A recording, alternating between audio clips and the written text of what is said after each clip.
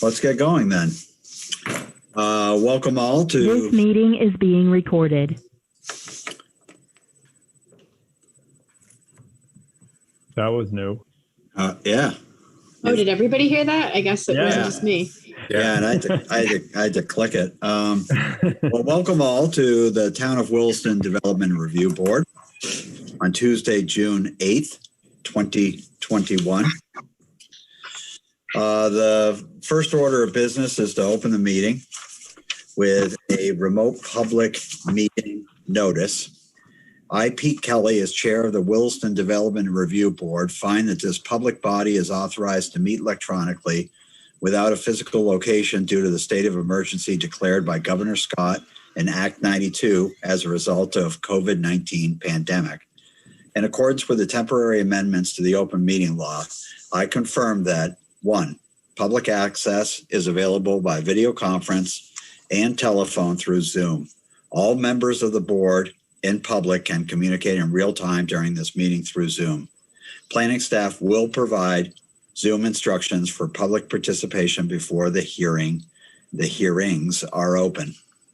Number 2, the publicly noticed agenda, including Zoom web address and phone number.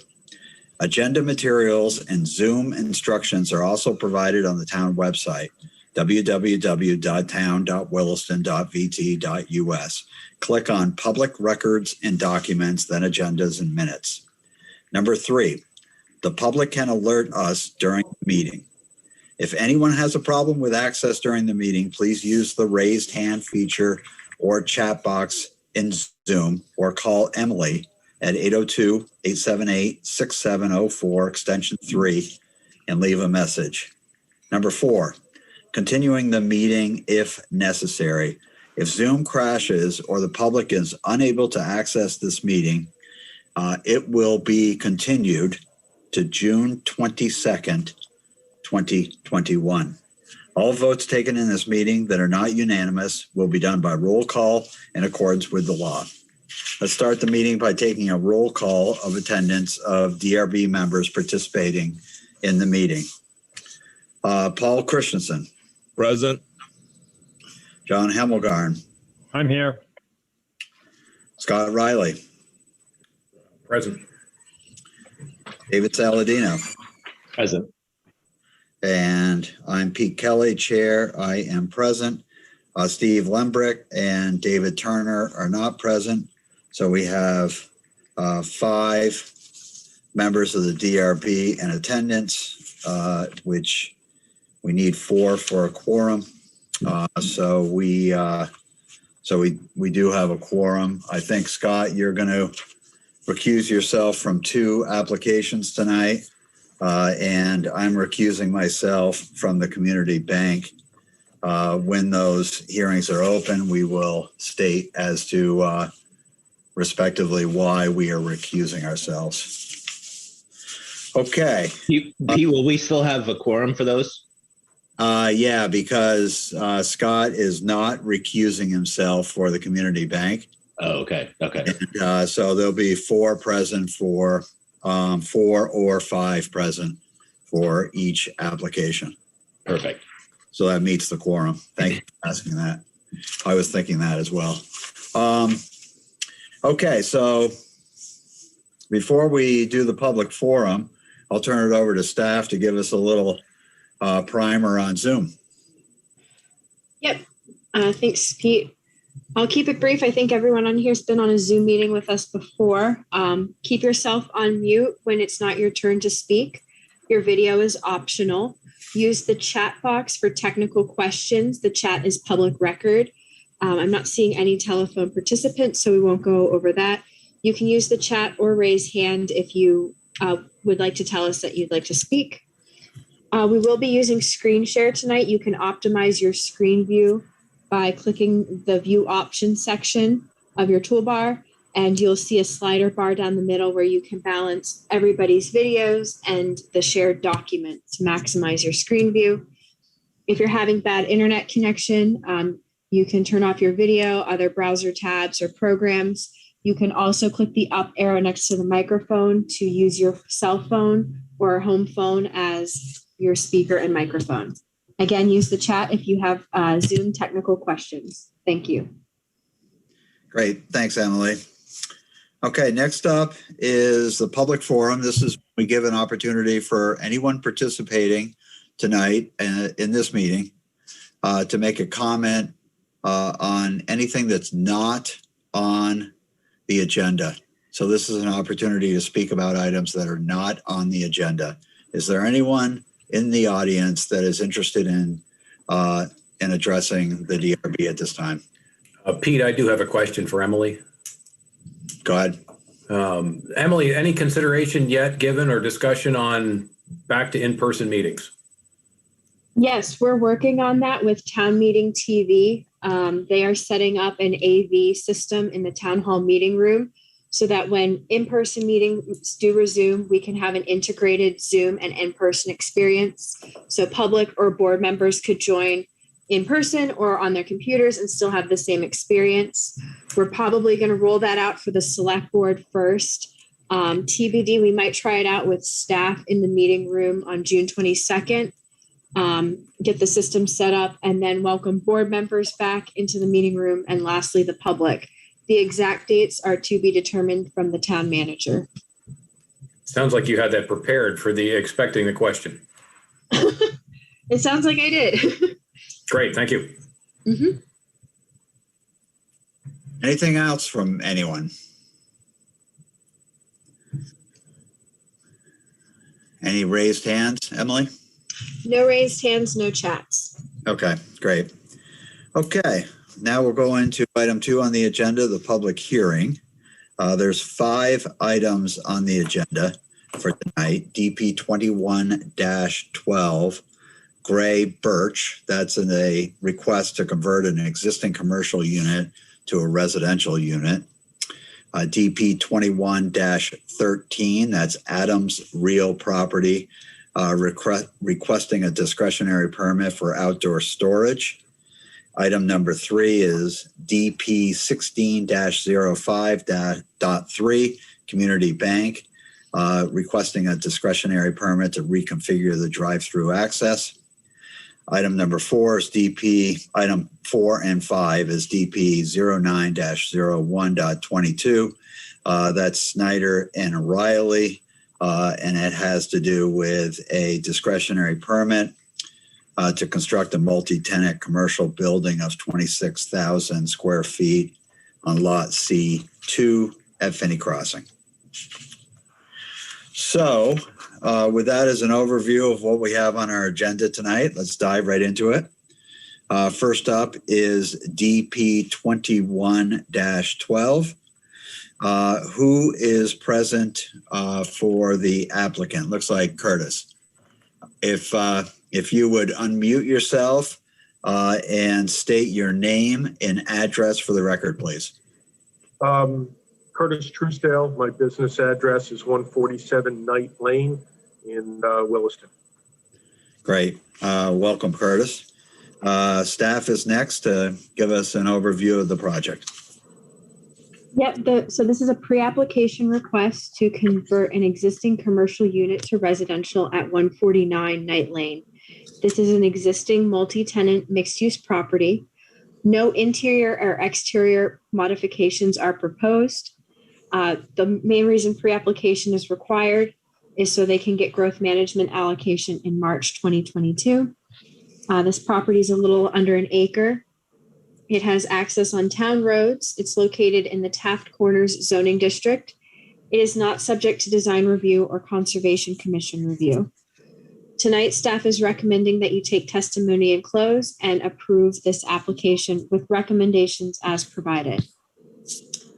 This property was created in 1994. The original site plan approval was 1997. No major modifications were made since then. Public Works and Fire memos are included and are standard memos about sewer allocation, signage, and key safe lockbox access for the fire department. No public comment letters were received at the time of mail out, nor have we received anything today. This is a mixed-use commercial building. 4 units are commercial, and there's 1 existing residential apartment. They're proposing to add a second residential unit. The unit already has the bathroom, kitchen, living areas, so no internal modifications are proposed. No outdoor sales or storage are proposed. The development pattern complies, noting that if the site were to be significantly redeveloped in the future, then the standards of this chapter would apply. This project, if it moves forward, would go to growth management in March 2022. The way allocation and density are done in Williston, half a dwelling unit equivalent is a 1-bedroom or studio unit. A whole dwelling unit equivalent is 2 or more bedrooms.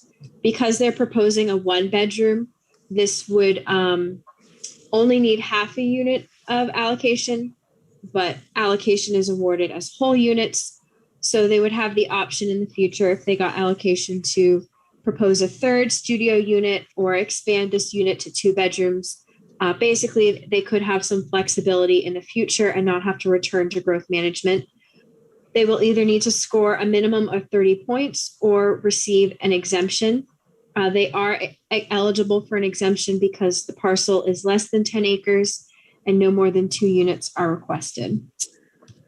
No changes to access are proposed. Vehicle parking complies as proposed. The discretionary permit must include specifications and site plan for bicycle storage, basically bicycle racks. End of trip facilities are not required. Density, similar to what I described above about the dwelling unit equivalent. Here, I note that the DRB must make a recommendation about minimum density. In this zoning district, minimum density is 5 dwelling units per acre. Given that this is a modification to an existing development and not greenfield development or a significant redevelopment of the property, we're recommending that you use your power to correct nonconformities and allow this property to remain nonconforming in terms of residential density. For example, if it were to significantly redevelop, then would that minimum density apply? But here, adding 1 bedroom unit to a property allow that nonconformity to remain. But Emily, this is getting it a less non-conforming though, right? By adding 1 more residential unit. In theory, yes. By adding 1 more residential unit, because right now it's 0.82 acres with 1 unit.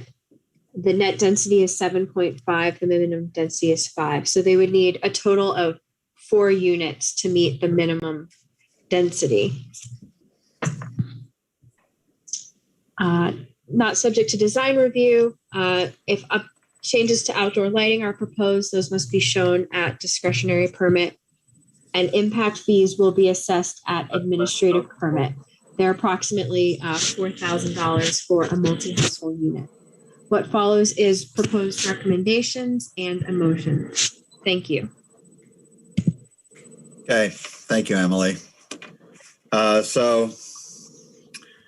Curtis, if this is an opportunity for you to add anything that you feel is germane to your application, and also I would like to ask you if you have read the proposed terms or conditions of approval, rather, and if you have any concerns about any of them as written. Okay. I don't have any concerns at this time. How can I follow up with what Emily said? She was very, very clear. Really, it's a it's a 2-bedroom commercial space right now being rented, and we're simply going to make one of those offices into a bedroom and the other into a living room area. I would bet our parking needs would actually decrease from having that as an office. We have 25 parking spaces right now, so we're really in good shape with parking.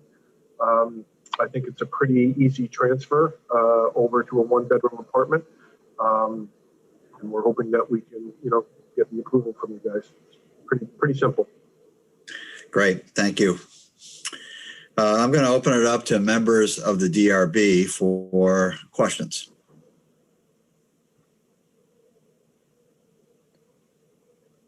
I guess I don't have any questions. This seems pretty cut and dried, but I would make the comment that, when it comes to scoring, this is going to be a tough score.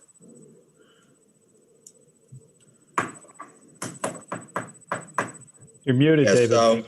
so Emily, please share with us how extensive you've gone over the scoring system and the growth management process with the applicant. I don't believe I've talked about it with Curtis in great detail. I haven't taken the project and given it a rough estimate score, but I do note that it is eligible for an exemption because it's less than 10 acres. It might be able to make 30 points. Emily, I think when you and I discussed it initially, it was going to be just at 30 points. Yeah. Okay. And if not, we had briefly talked about hopefully the exemption. Mm-hmm. That would certainly be my my guess on how that would come out too. Right. They could get some points for offer housing choices, which is the category about different sizes of units and looking at owners versus renters. So there's opportunity for offer housing choices, neighborhood space. If they create a space to foster neighborliness, like a little park for their property. Design Emily, for context and sustainable transportation. I think there is opportunity for this project to get close to 30 points, and moving forward, we can talk with the applicant in detail before growth management. does the exemption happens at growth management, or can it be a discussion for tonight to avoid having to go through growth management? Unfortunately, it's a discussion that would have to happen at growth management. Mm-hmm. So there's no way. I mean, this is such a straightforward application. It's a shame to have to wait, a full year, and so there is no way to bypass that. We're locked into growth management. I believe so, because the DRB would have to make a finding that this project cannot meet the 30-point minimum and can give out its exemption. Yeah. Yep. Okay, so Curtis, the takeaway here from this conversation is you're aware of growth management, become more aware of growth management, and work with Emily and the rest of the staff at Planning and Zoning to understand what you can do to get the highest score possible. Because when the DRB, I really need to emphasize the word if you fail to meet the 30-point threshold, and the avenue for you to get growth management would be an exemption, then the board looks at good faith effort to try to get as many points as you can. And you do have time to give some thought to this and work with staff. And so I offer this as an opportunity for you to think about that. And when you actually submit your application, it's considered all the avenues that you have in front of you. It'd be Emily that I would primarily work with to look at some creative ways to either offer garden space or something like that to increase our points. Okay. Yes, Emily's the person. All right, excellent. Thank you very much, Pete, for that advice. You're very welcome. DRB members, any other questions? Nope. Members of the audience, any questions?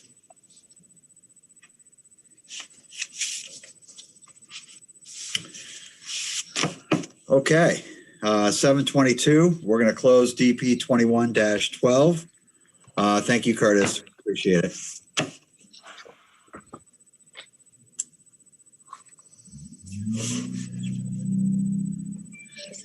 Okay, next up. DP 21-13, Adams Real Property, care of Jason Adams. Jason, welcome. If you would please introduce yourself and give your address for the record, please. Yep. Jason Adams, and my work address is 207 Boyer Circle, Unit 30 in Williston. Jason, are you the sole member of your team tonight at this, representing your application? Looks like it. Okay, great. I just didn't want to exclude anybody else that needed to give their name and address. Okay, staff is next. Yep, so this is a request for a discretionary permit to establish a new outdoor storage area at 31 Adams Drive. This property is developed with 3 commercial industrial buildings and related appurtenances. It's an 8.3 acre property located in the Industrial Zoning District West. Given its minor nature, it did not go to the HAC for design review and was not subject to Conservation Commission review. Essentially, this has to go to the DRB because outdoor storage must be approved on a site plan. This area is currently parking. It will be fenced in with a 6-foot tall cedar stockade fence. Even though they are losing parking spaces, overall, there is enough existing parking on the site. I will note that the DRB formally looked at this tenancy when a wholesale bakery was proposed. That project did not move forward, so a new tenant is occupying this space. Public Works and Fire did not have any comment. No public comment letters were received. There's a picture of the fence. Excuse me, it's 8 feet, not 6 feet. Off-street parking and loading. The vehicular parking complies as proposed. The bicycle rack will need to be modified from the current proposal to basically an inverted U where the frame of the bike can be locked to the rack, not just the tire. And then what follows are findings of fact, conclusions of law with the bike rack note and a motion. Thank you. Okay, thank you, Emily. Jason. Yeah. Do you have anything to add to Emily's staff report? No, that was pretty straightforward. I wasn't even aware there was regulations on the bike rack, so that was an oversight on my part. I was hoping to get your comments. Are you okay with the location, which I proposed basically dead center in the building between the parking lot and the building?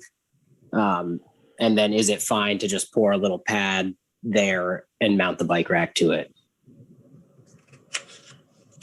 Do you want to answer that, Emily, or would you like me to? I'm pulling up the site plan. I think that sounds okay. I remember looking at the location. I have no issue with that. Yeah, that location's fine. I mean, it could also be located on one side or the other where it's closer to one of those walkways, but I think that location's fine. Emily, I'm not actually seeing the bike rack on the site plan, but I think the print is really small. Can you point me in the right direction here? Yeah, it's right here. Oh my goodness. Oh, yeah. Oh, I see. I thought those were I thought it was an HH designation. There it is. All right. Yeah, that seems fine to me. Okay. Yeah, I don't see none of the uses in the building. I don't think draw much bike traffic. So I just put it in the center for future convenience, I guess. Mm-hmm. Yep. Yeah. Well, if you build it, they might come. Possibly. It'll be tough to get long lumber on your bike though, but I'm sure it's been done. I'm not going to pick up my 2 gallons of paint at Vermont Paint, pedal home. Yeah. A 5-gallon bucket, one in each hand. Come on. Yeah, exactly. Jason, do you have any concerns about any of the proposed conditions of approval? No. Okay, DRB members, any questions for Jason? Nope. Members of the audience, any questions? No chats and no raised hands. Okay. I can't believe Esther didn't show up to this one. I guess just a quick question, Jason. Is the stockade fence going? Can you get into the storage area from the exterior, from Adams Drive, or do you have to go from the inside to get to it?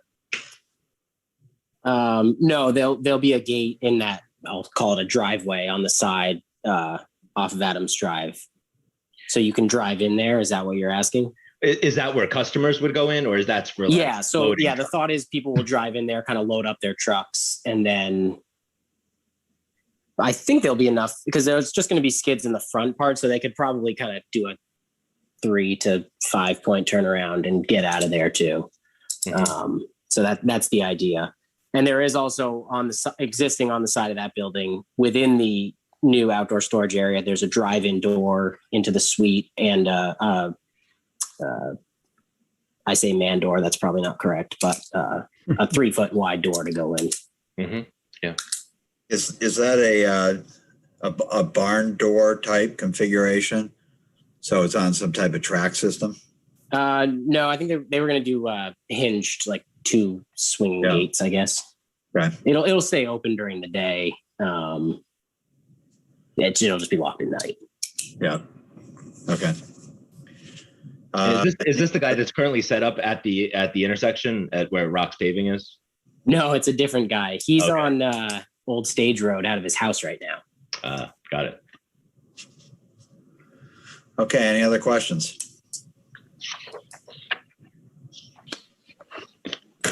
Any members of the audience with questions?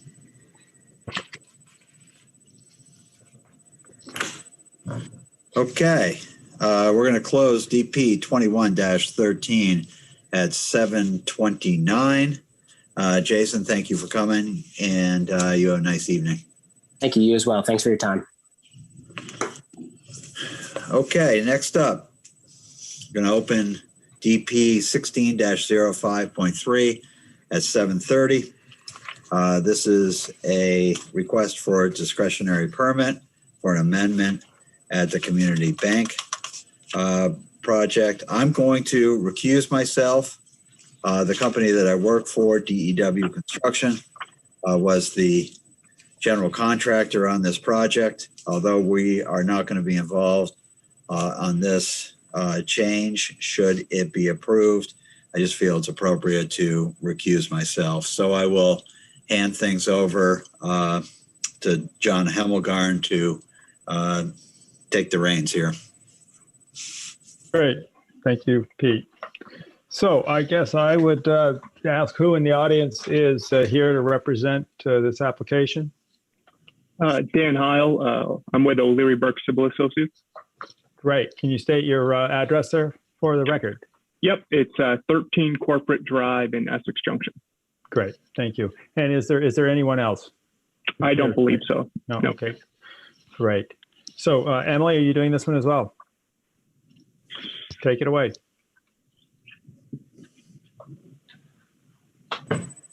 Yep, so this is a request for a discretionary permit to reconfigure the vehicular access at the drive-through to improve traffic circulation and stacking queue at Community Bank. Community Bank is building A2, located in phase 2 of Cottonwood Crossing development. This property is 1.69 acres. It is a commercial use located in the mixed-use residential zoning district. It did not go through, this portion did not go through design review or conservation commission review. We're recommending that you take testimony in close and approve this application with findings, conclusions, and conditions as drafted. This received its discretionary permit in 2019. Over the winter, we issued a certificate of compliance. Public Works and Fire commented, but they had no specific comments. No public comment letters were received either at the time of mailout or as of tonight. The proposed use is a bank, which is existing and is allowed.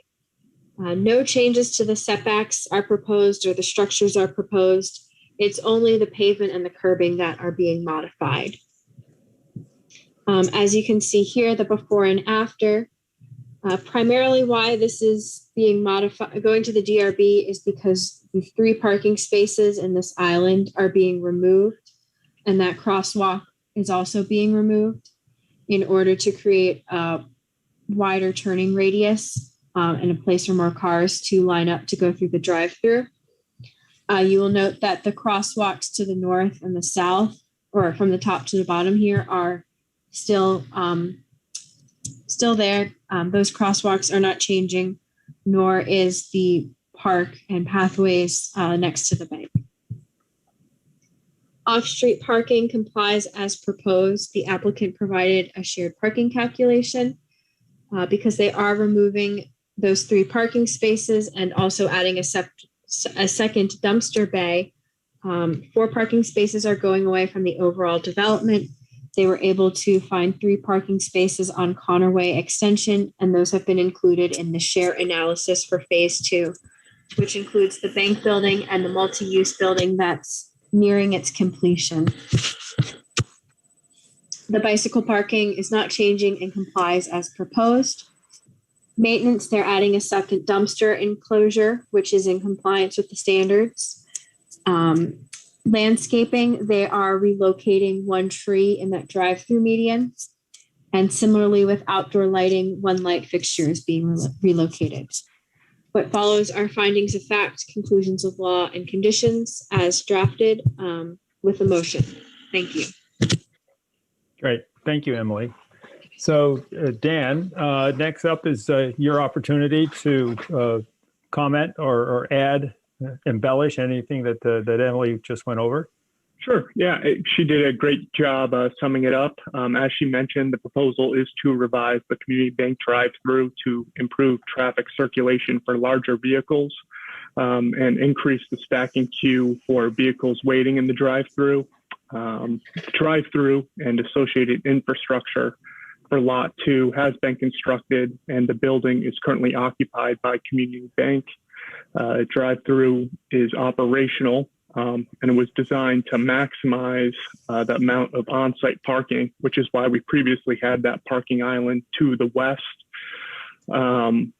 During COVID, Community Bank saw an influx of customers utilizing the drive-through and realized the need for additional vehicle stacking for customers in the drive-through. So to achieve this, Community Bank opted to remove the parking island adjacent to the drive-through, which provides an increased drive-through width as well as a wider entrance too, because as you pull in, you're kind of doing a 180 coming into the drive-through, and it allows for a better vehicle circulation through the drive-through and vehicle stacking.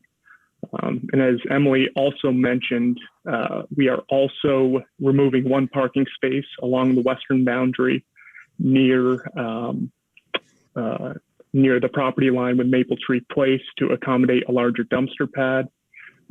Both phase 2 and the overall development will still meet the required number of parking spaces, as we are taking credit now for 3 parking spaces on the southwestern side of Connor Way, closer to Maple Tree Place. So those 3 parking spaces are now being taken credit in phase 2. They were previously going to be reserved for a future phase, but we're going to allocate those to phase 2 now, meeting the overall parking requirement for both phase 2 and the overall development.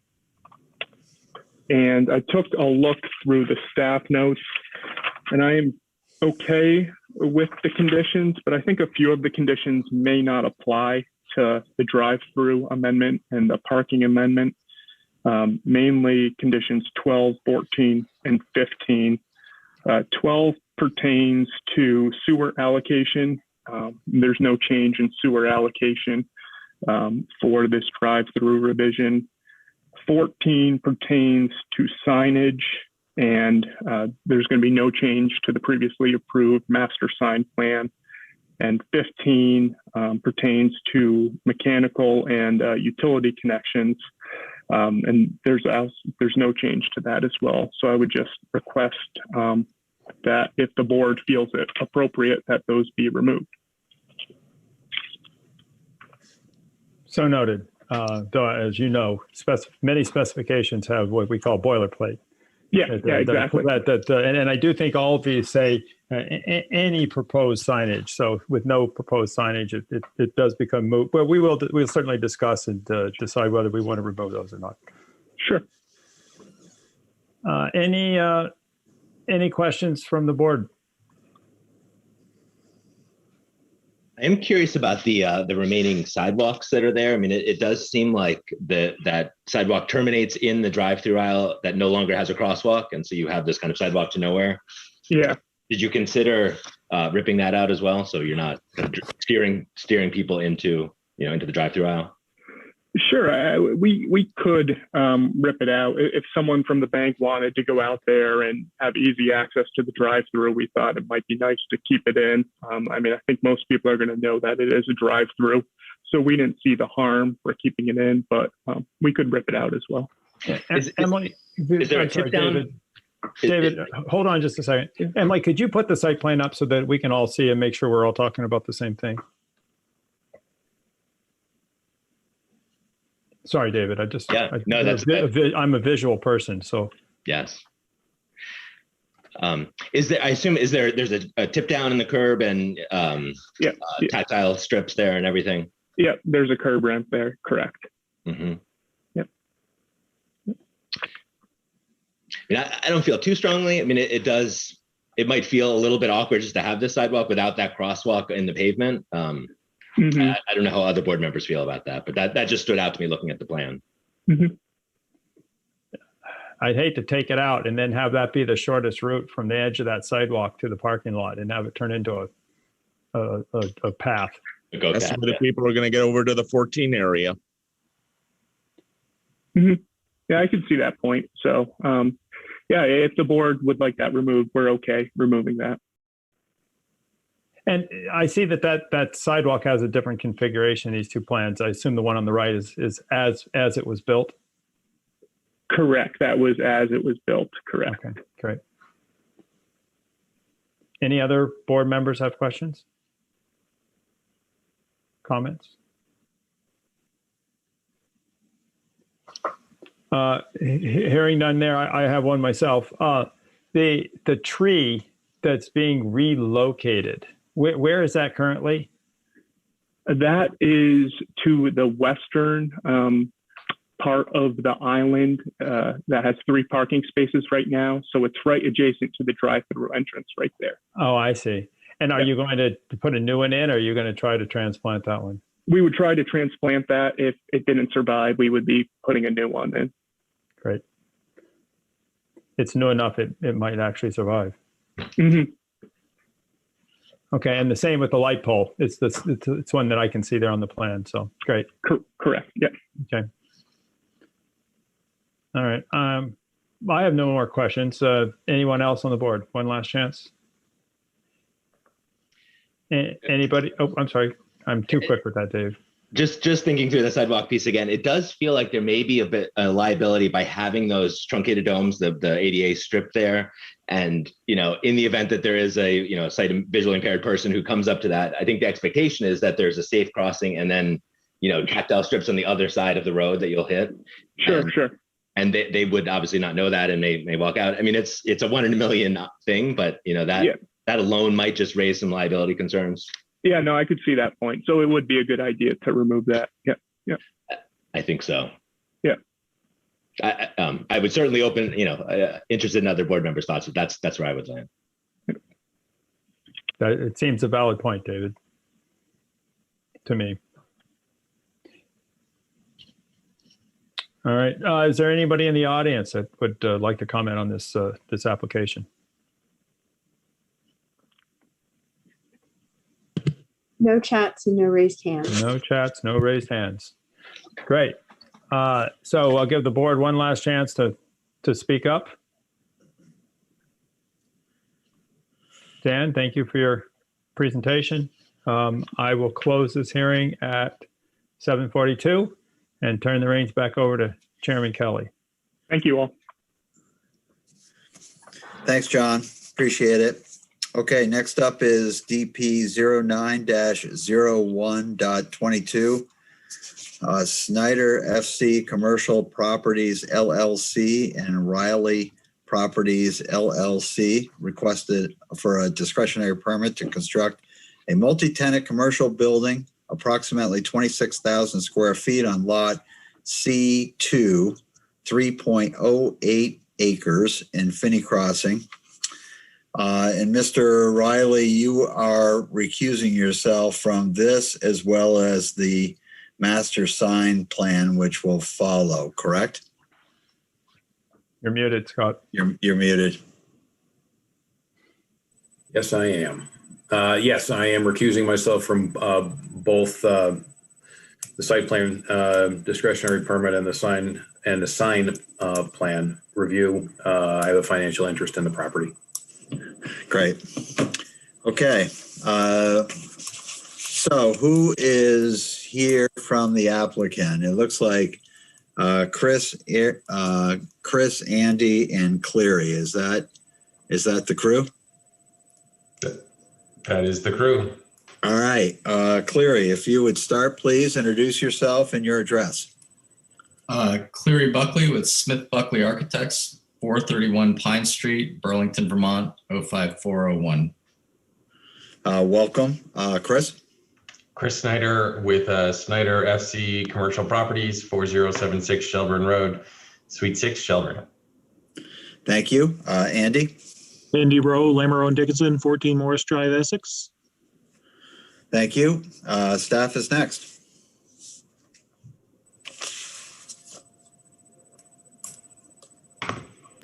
All right, so this is a request for discretionary permit to construct a multi-tenant commercial building at Finney Crossing, along with parking, lighting, pedestrian facilities, and other appurtenances.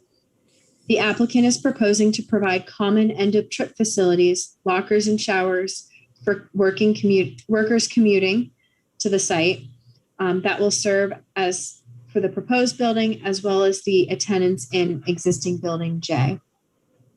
This property is a little over 3 acres. It is currently vacant and a commercial use is proposed. It is served by town and private roads located in the Taft Corners zoning district. It was subject to design review by the HAC, not Conservation Commission review.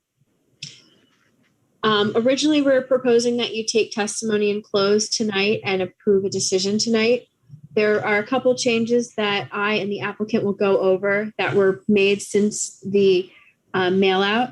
So I want to remind the DRB that you have the option to continue this hearing.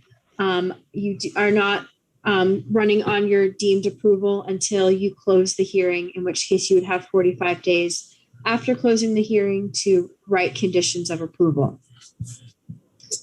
Project history, this has Emily, if you could repeat that, please. That was, can you say that a little bit differently to make sure it's clear?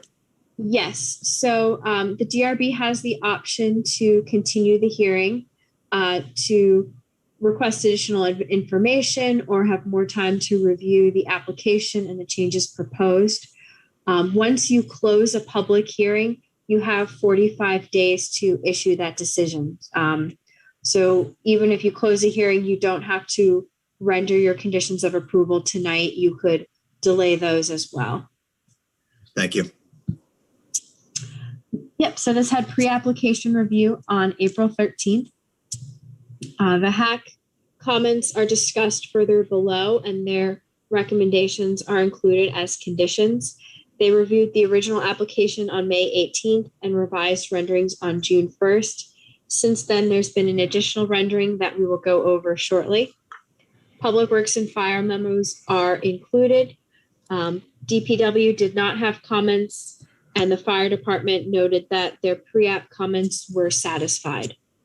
No comment letters from the public were received at the time of mail out or up to today. What follows is a summary of the pre-app recommendations. I won't go over these in detail unless you want me to. I would like you to spend some time on these. Okay. Because we spent a lot of time on this application, and don't read them verbatim, please, but give a synopsis. Mm-hmm. Yep. So the pre-app first recommendation 1A was about outdoor sales and storage. Outdoor sales and storage are very limited in this zoning district. The applicant is proposing kayaks that will be bolted to the wall.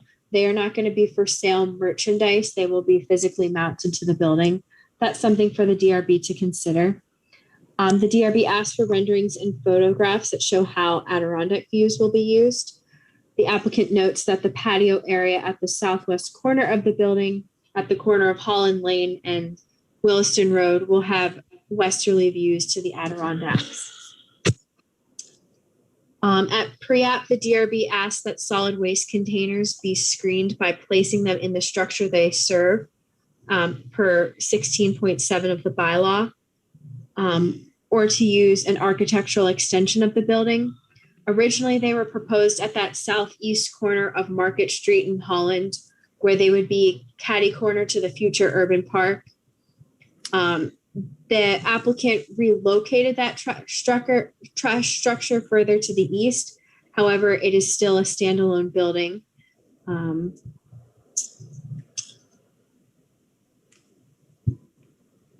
And standard recommendations about interdepartmental memos, the hack recommendations, which we can go over further below.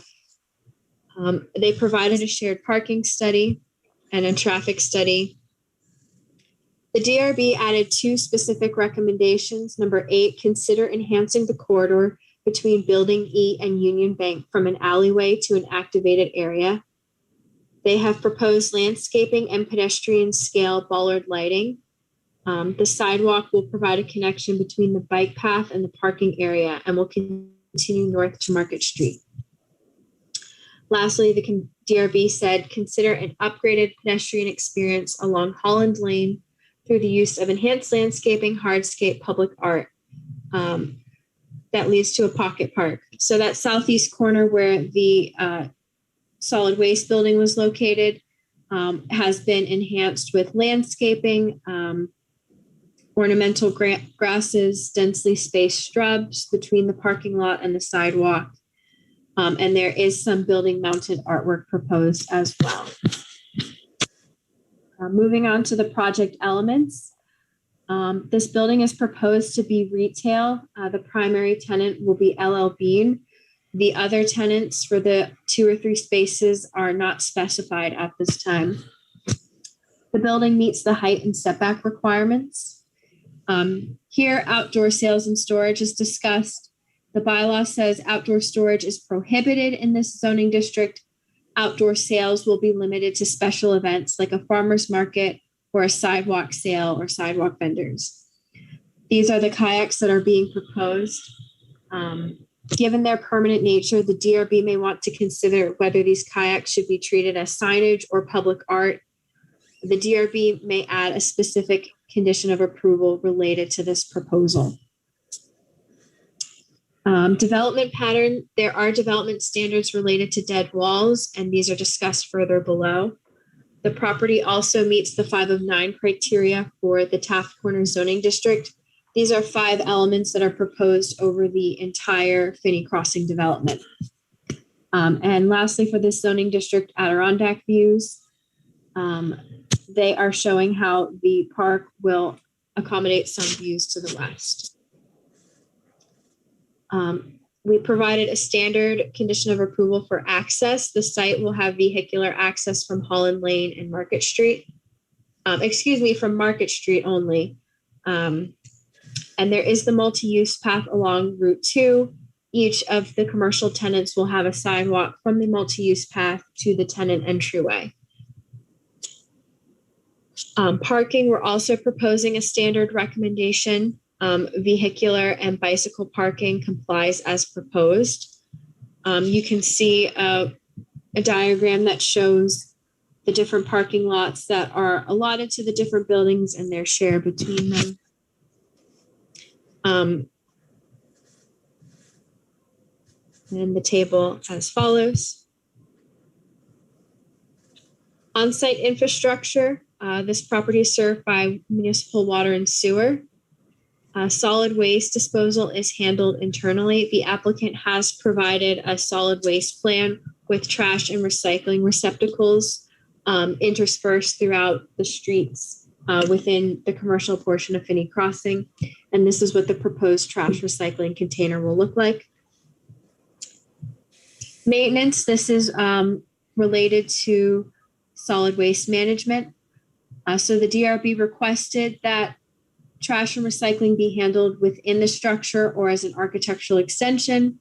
The applicant responded by moving the location of the building. It's still a standalone structure. The siding will be painted fiber cement with asphalt shingles, and the doors will be painted metal and with roll-up doors. The DRB should discuss the location, style, and materials of this building and may choose to add a condition of approval. Design review, the hack recommendations are included, and there's a separate report with some photos. Since pre-application and during the design review after May 18th, the applicant has made several revisions, primarily reworking the entryway structure for the LL Bean entrance at the corner of Holland Lane and Route 2, as well as adding red facade material and enhancing the cornice and creating pitched roofs over the middle two tenancies for this building. The DRB should review the HAC recommendations and decide if additional conditions are required. The HAC also recommended additional windows on the most unadorned walls to ensure they are not defined as dead walls. The HAC requested these windows be midway up the wall. If they're too high up, they have an industrial feel similar to those very high windows along the Healthy Living loading dock. This was discussed again at the June 1st HAC meeting. The applicant said that adding windows here would not work for the interior retail space where there would be merchandise racks going up the wall. And here's another picture of the south elevation where the HAC recommended additional windows be proposed. Lastly, the DRB should consider the pedestrian experience along the pathway between Building E and Union Bank. The HAC did not write a recommendation about this facade. The left side is the portion of the building that would face Williston Road. So this would be if you were looking at it with Union Bank behind you.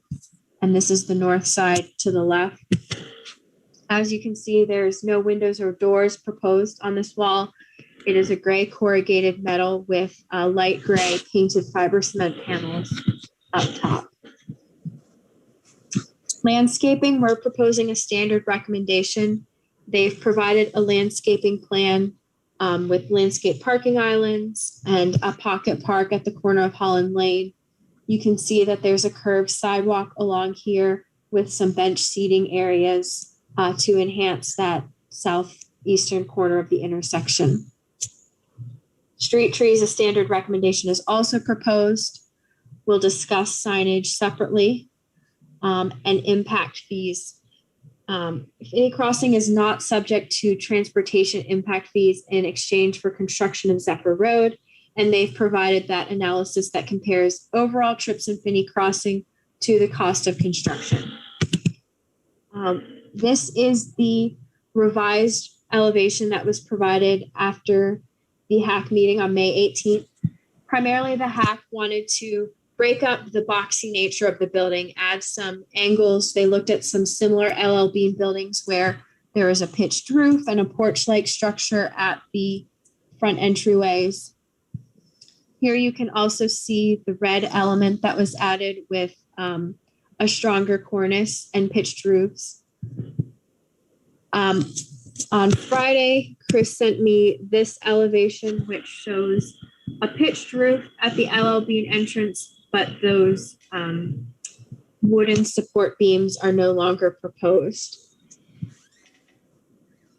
As you can see, the red portion of the building is continued. The HAC also recommended that this element, the red with the cornice, be proposed on the north side as well. And what follows is next, outdoor lighting, which complies as proposed in this table. And findings of fact, conclusions of law, and conditions of approval with a motion. Thank you. Okay, great. Thanks, Emily, for walking everybody through those details. Next up, Chris, Andy, and Clary, it's your opportunity to add some insight on the changes that you've made and your thought on the proposed conditions of approval and the project as a whole. Perfect.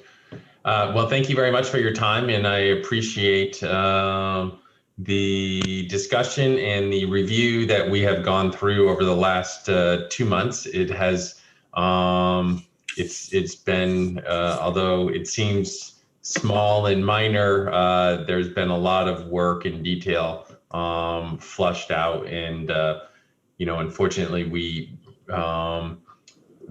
well, in a positive light, we landed on a really good spot. And so we're very happy with what we submitted on Monday morning.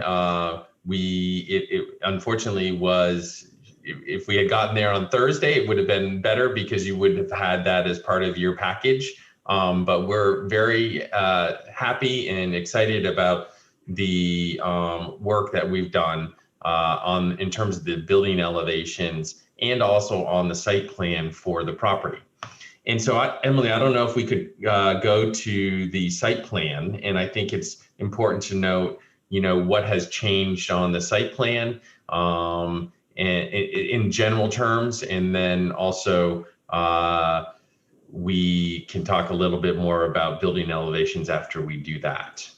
So, Chris, is this a change from preliminary or a change from our packet?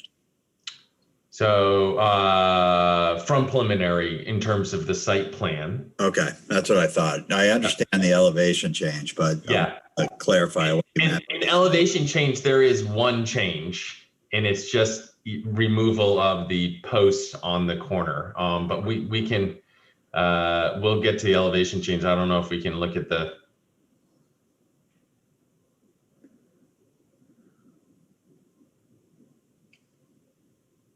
Yeah, so if you go one up there, Emily. So this property, we have worked through in previous application in our, I guess it's the pre-app, the trash was located on the northwest corner along Holland Lane and has been shifted to the northeast corner along Market Street. And so I think that's a substantial change that you guys had requested. And so we wanted to highlight that specific change. It is still accessible for the units for Building E.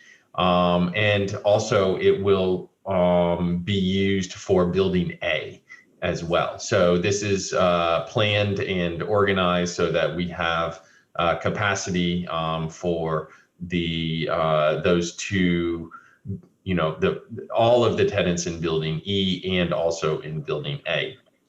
The parking has been updated and revised in terms of just some flow and modifications. And then also from pre-application, we have completed a full landscaping plan that is, I would say is complete and covers a lot of the areas which we have been discussing, in particular, the pathway between Building E and Union Bank. And so, we went back and forth per the DRB to sort of say, hey, how do you improve that pathway? And so I think what we've done there is created a very clean path that has some lighting in it, some bollard lighting, and that is pretty well lit compared to what you'd see in some other locations. And then also added, some landscaping along that edge of that entire area. So, excuse me. So I think, from an item that the DRB had been discussing, I think it's important to say, hey, we heard you and we're trying to acknowledge that path between the two buildings and creating an access. There's also going to continue to be access, and you can stay on this same page, but from the different building from the different entry points on Building E out to the bike path along Route 2. And in particular, you'll notice that, one of the things that is being presented tonight is that LL Bean is going to be the tenant of the most western portion of this building that was not known or described in our pre-application meeting. And they are, obviously based upon what they do and what they sell, they're obviously motivated to have nice exterior look and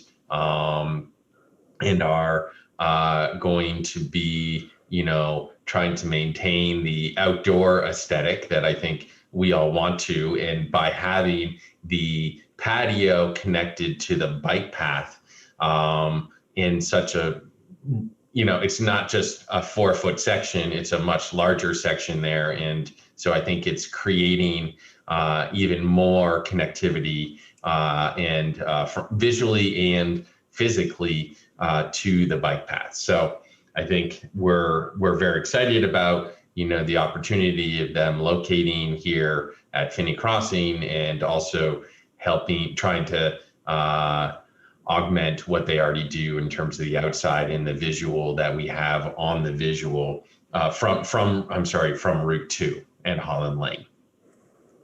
So from a site plan perspective, those are really the big changes that had been discussed. There are probably some other minor modifications that we've made. And maybe Andy, do you want to talk about anything else that has been made on the overall site plan for this building E that the DRB may be interested in? I think you covered it pretty well. I guess one other item to note is as far as the landscaping plan goes, there were some areas where the sidewalk was pulled back, particularly on the north elevation, in order to get some landscaping in, instead of just having a walkway that's continuous between the curb line and the building. Those two areas along LL Bean, the transition between the larger portion of the building at the west and the smaller spaces at the east, and then a couple of spaces to delineate the entrances to the other two smaller spaces, as Emily's highlighting there. And Andy, one other thing I forgot about is, we are planning to construct the end of trip facilities, and it's going to be located kind of, if you look at the landscape plan, where the pavers word is, just outside. Yep, it's in that corner. And so there is what I think a great access point for, not only for the tenants of this space, but also utilizing it for other tenants as well. So we're excited about having that being satisfying our requirement to have the end of trip facilities. We're excited to have that.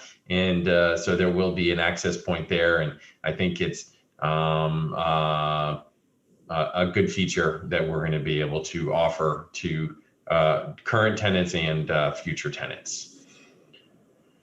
In terms of anything else, Andy? No, I think you covered all the changes between pre-app and now as far as the site layout goes. Perfect. Then in terms of building elevations, I think, we have, maybe we can go to the photo rendering. There we go. So this is the one that was, this is the photo rendering that was provided on Monday morning. We realized that the hack has not reviewed this specific elevation. There is really one change associated with this, between this and what was submitted on Thursday, is that there were columns and a different roof structure over that entrance point. And I didn't understand the issue with the potential tenant, but there is some competing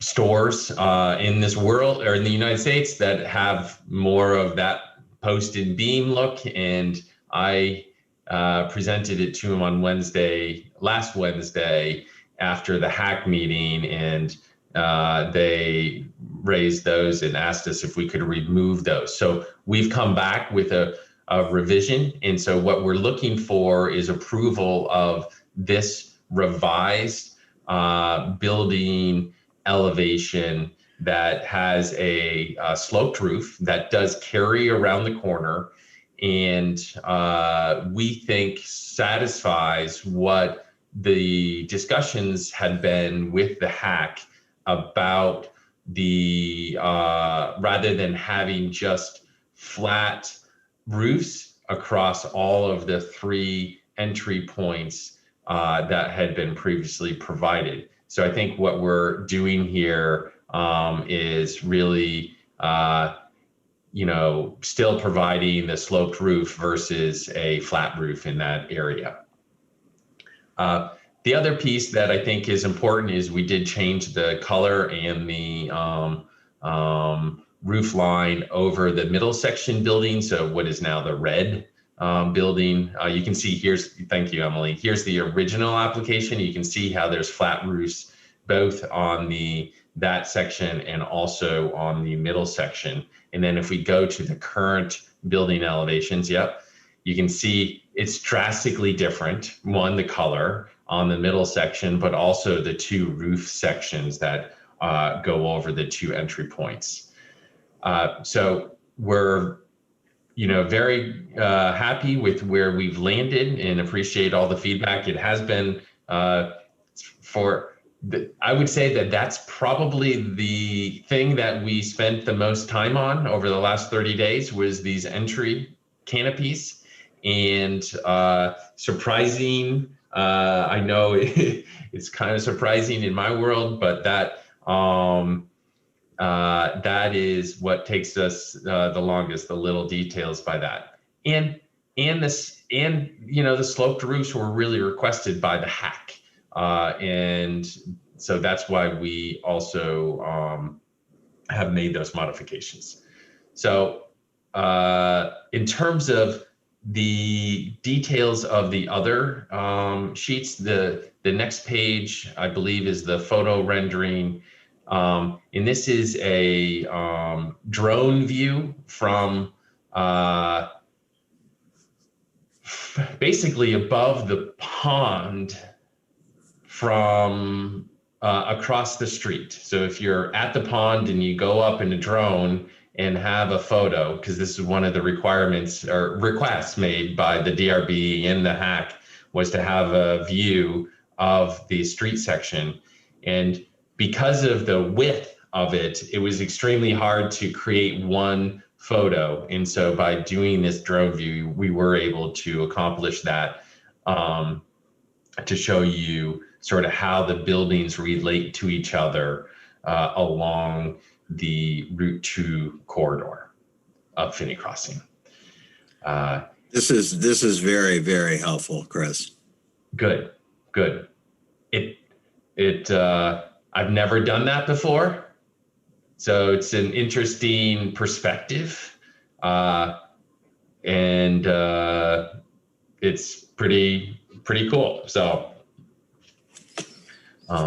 but it does show you how healthy living and how these other buildings interact with each other, and I think it's very helpful in that perspective as well. In terms of other elevations, Emily, do we want to walk through those? So this is the parking lot, the north elevation on the upper section, and then the south elevation on the lower view. And you see that we are still showing some potential art design, and LL Bean is actually working on providing a art piece that would go in that area, but it's going to be symbolic of mountains, somewhat like what we've got already, but we do not have the specific drawing yet. And I would think that if we wanted to, we could potentially come back for an amendment approval for the specific art that would be placed in this location. And also, if we scroll to the next page along Holland Lane, there's another section of mountains as well. So our goal tonight is, those are the elevations and we can certainly scroll through all the others, but I know that everybody's seen them.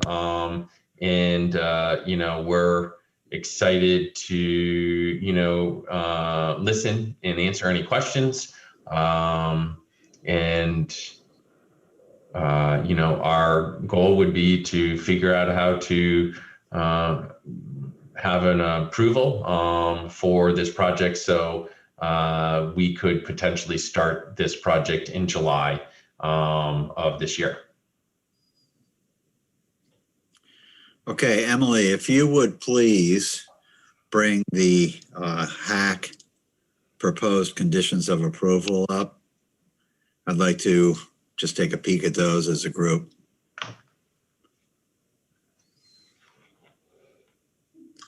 I will also pull up their design review addendum.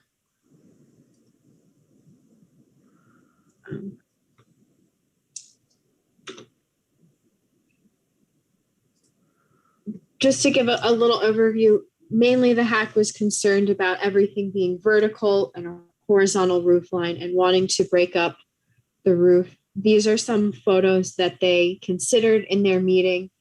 They added, consider an angled awning supported by wooden columns to bring more dimension and a porch roof effect. Those were the two photos that they wanted to bring to your attention. Add a non-vertical element, angle, or sloped roof to break up the flat roof. Consider smaller elevated windows. They should be approximately halfway up the wall or embedded in the stone portion of the wall to bring a human scale and avoid an industrial feel as shown. Consider an angled awning support by wooden columns to bring more dimension and a porch roof effect. The landscaping and lighting comply as proposed for the pathway between Building E and Union Bank. Consider a cornice or molding that complements Union Bank. Consider other materials. And then on June 1st, they added, continue the cornice and red elements on the north elevation.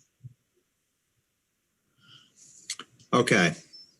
So I think the applicant has incorporated and satisfied A. B, let's swing back and talk about that. I don't want to get into a conversation until I've gone through all of the HAC recommendations. C, we've talked about that. We understand about the branding. D has been satisfied, and E, if I understand it correctly, has been satisfied as well with these changes. So we're really talking about B as in boy. And Chris and team, what is your position on the HAC's desire to have those windows on what they consider to be a dead wall? So both.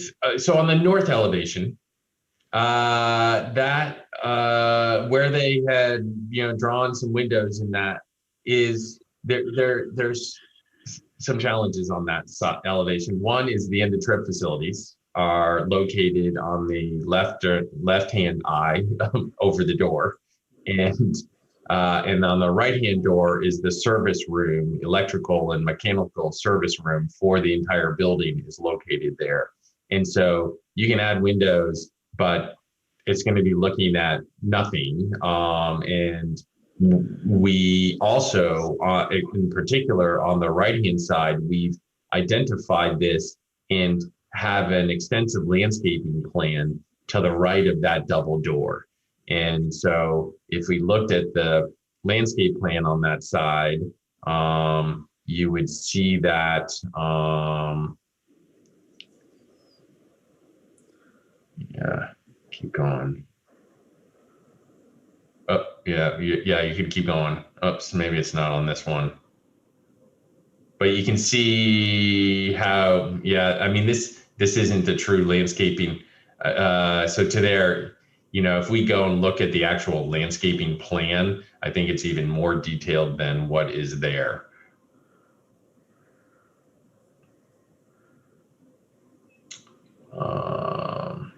Okay, so in summary, what you're saying is the windows will not add any light because of where they fall within the floor plan.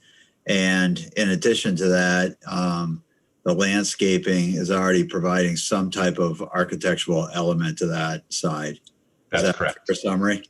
That's our summary on that north elevation. And on the south elevation, we believe, in the Holland Lane where they marked that up as well, we feel like there's a lot of stuff going on, and we understand that one, we're landscaping, two, we're providing art along the building in different sections, and then to incorporate even more windows along that wall don't seem to make a whole lot of sense. So where Emily's pointing out here, you can see where this landscaping plan is incorporating, a substantial amount of landscaping there. There is a double door to the left of that tree. And then the end of trip facility is actually coming off the eastern side of the wall. So that's, and so the door will be in not to the front, it's actually on the side of the building. Yep. So that's where the door entrance would be for that. So we feel like, those things have, certainly we understand the dead wall components, but at the same time, we think that those things do minimize where we're at there. And then along Holland and along the southern walls of the building, we're doing trees, landscaping, we're doing artwork. We are breaking up the building. And I think the overall sentiment that we got from the hack was, hey, go figure out these roof sections, go figure out sloped roofs, and go make that, go get that done. And if you can get that done, then, that is really creating a different streetscape than what was previously submitted. So we appreciate, it seemed like they appreciated all the work on the roof sections. And so therefore they also didn't feel as strong about adding windows. Am I correct in that sort of response, Andy? Yeah, and I guess I would just point out that I think the hack was looking for those windows not to break up a dead wall as it's defined by the bylaw, but the discussion, started out is kind of adding some windows to give it more of a pedestrian feel. And that was one of the things that they were looking for in combination with the sloped roof in order to just kind of draw the feel of the building down a little bit and make it a little bit more pedestrian scale. I think what's on the screen now with, even with the double doors, even though they're blank, I'm not sure is either of those areas meet the definition of a dead wall because they don't exceed 30 feet in length without an architectural change. But counting the proposed artwork as an architectural change. Right. Okay, good. Thank you. I understand where you stand. Pete, the one thing I'll note that the hack didn't discuss was the one wall that faces Union Bank.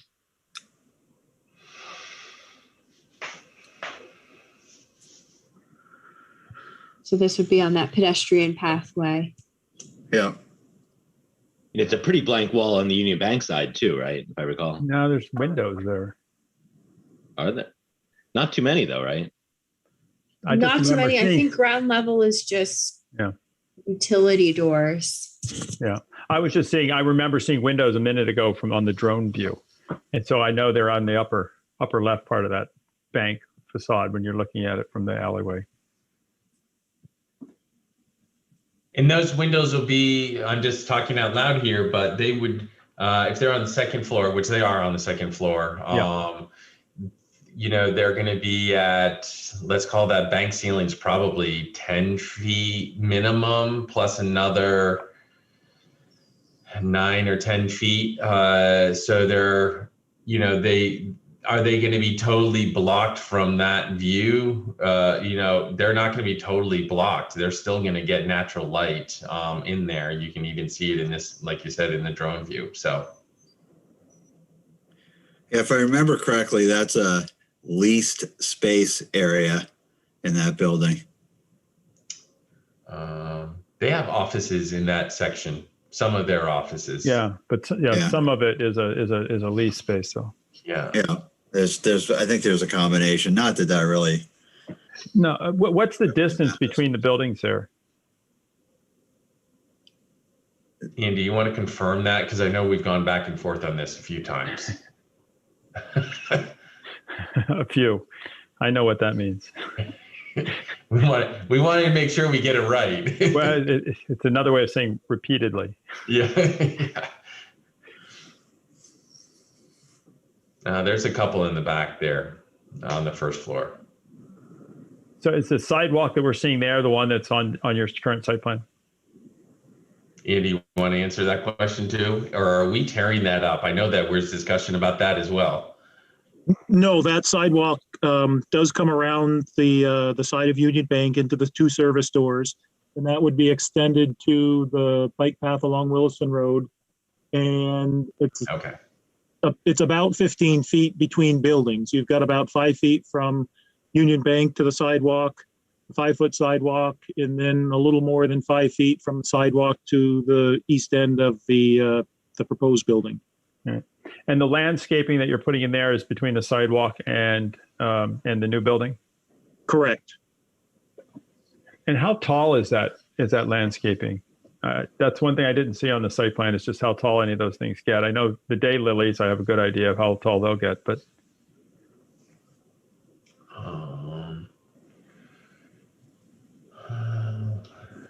Andy, do you have the?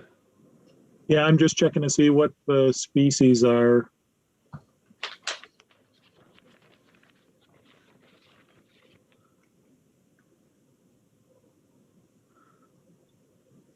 CAs and HHs.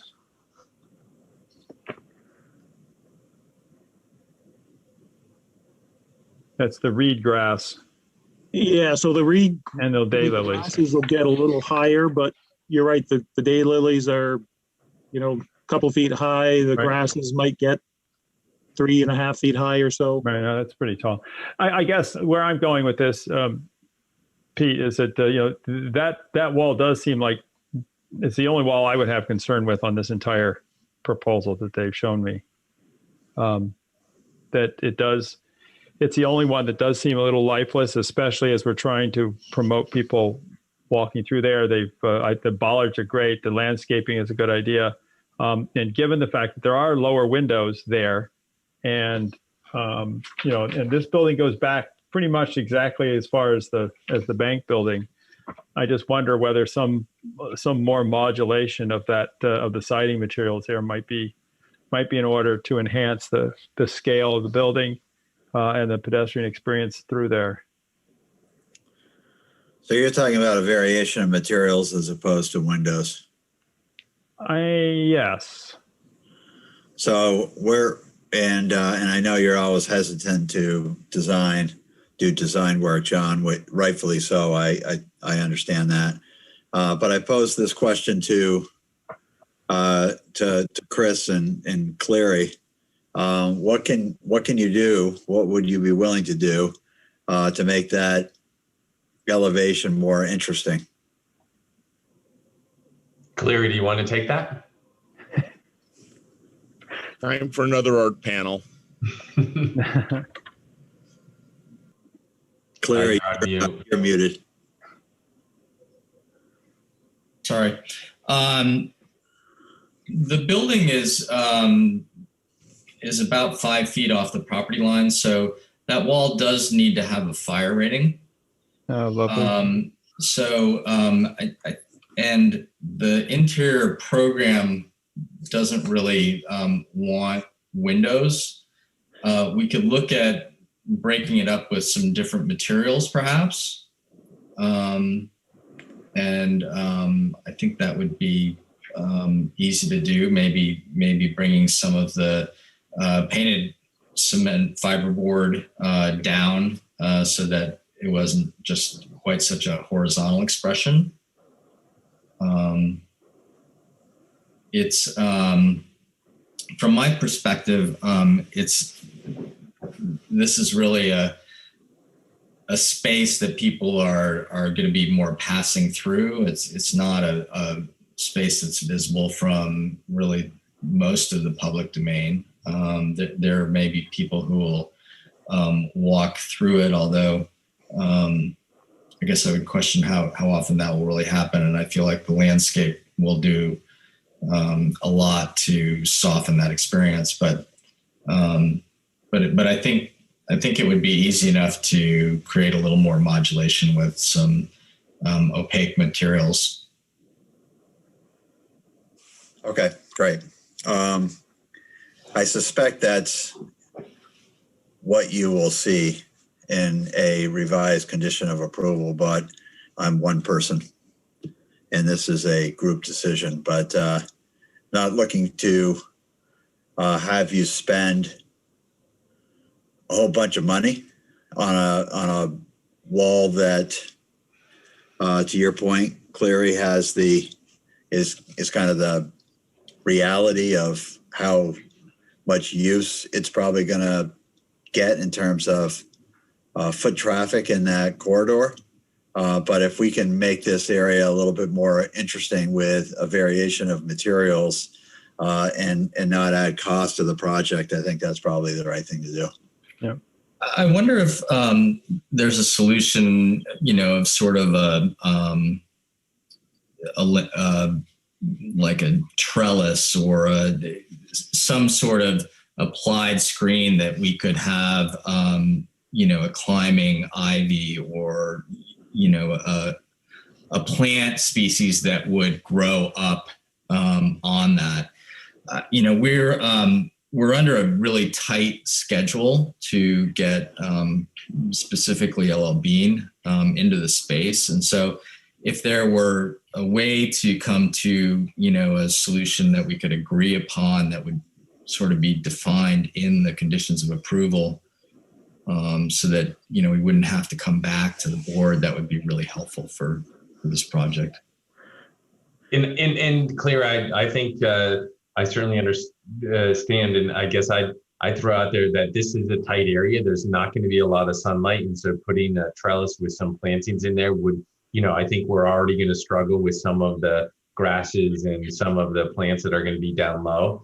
What I would propose is that, and I'm not sure if the DRB can allow the staff to review some type of architectural modulation or adjustments to the eastern side, and I'm almost wondering if it's even just a change of color along that side elevation that might be able to be approved by the staff rather than having to come back to the DRB, like Cleary said. So that would be something that we would ask that the DRB consider. Recognized what you just said. From my perspective, I'm one person, one vote. This is not an issue that's going to hold up approval.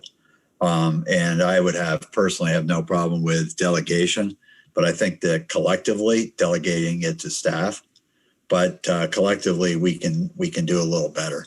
But I'm not suggesting at all that this be a showstopper. Okay, thank you. Right, I would agree with what Pete said. I do know that you have a very talented landscape firm helping you out on this, assuming that the name on the plans is accurate. Yes. So, they're very good, and they can help find out. I thought the idea of a trellis, if you can find something that would grow on there, is a perfectly legitimate option. Yeah. I think landscaping is another thing you can do to help to change that. I'm just looking for something at that human scale level, that first 5 or 6 feet off the ground, to kind of make it more interesting as you walk through there. Okay. One thing we didn't talk about here was the whole idea of the kayaks. And I just want to go on the record as saying, I don't think the kayaks are a sign, and I don't think they're artwork. I just think they're nice architecture. Thank you. Yeah, I 100% agree with that. I think it's great. I like the look, and I don't think they're a sign, and I don't think they're public art either. Pete, I'd also like to comment on the other portion of the dead wall discussion we had to begin with. Is that I just wanted to let Chris and Cleary speak first, but I think there's some real value to having some respite. This is a very busy facade. There's a lot going on here, and to have some spaces in between the green and the red, for example, that are a little quieter, have some nice landscaping in front of them, I think actually enhances this design. And that the windows would actually make it a little more frenetic. So I have no issues with what's been proposed there. Thank you, John. Chris and team, anything further before I turn it over to the DRB for further questions? No, I think I'm good. Cleary, you have anything else? Just consistent with what John just said, the transition between the lower stone veneer and the upper horizontal kind of wood look siding happens at 11 feet off the ground, so that the windows that have been shown breaking that line are really above everybody's head. I don't think that they add anything in the range of a human scale. And I also know that from talking with Ella Bean and looking at their design standards, that they specifically do not like things breaking that line, that's kind of a design motif that they've arrived at, that they try not to break that in that way. Okay, thank you. Anything else from? Yeah, I think the only other thing is, I think it's great that we're able to announce that LL Bean's coming to Williston, and I do too. That this is a big move for them. It's a big move for Williston. It's a great opportunity for Finney Crossing, and I think tied to our local businesses of healthy living to the west. There's a national tenant moving in.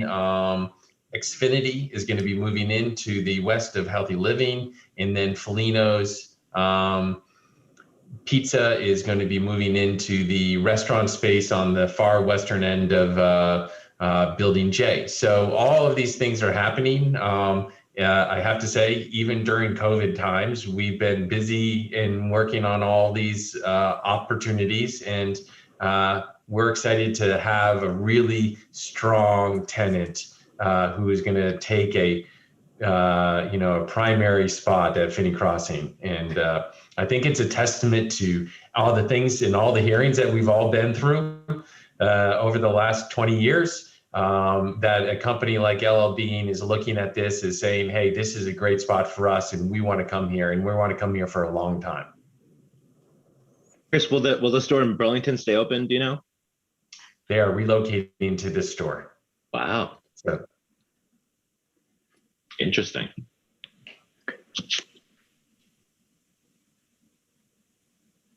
Okay, thank you, Chris. And DRB members, this is your opportunity to ask questions, please, if you have any more. Just a couple, Pete. So the trash building, and maybe that's not the right term, but I'm not sure what you call that, but thank you for moving that. I think that's a great improvement by relocating it. So there's, again, I asked this question before in a different piece, but how tall is the landscaping behind that? Because now that's going to, the back of that is now right up against the street on the other side. Is that right? That's correct. It's along Market Street. And I think if we look at the landscape plan, we can see what that looks like. Right. I didn't know if that was a 2-foot bed of low bushes or 6 feet of a flowering shrub or something.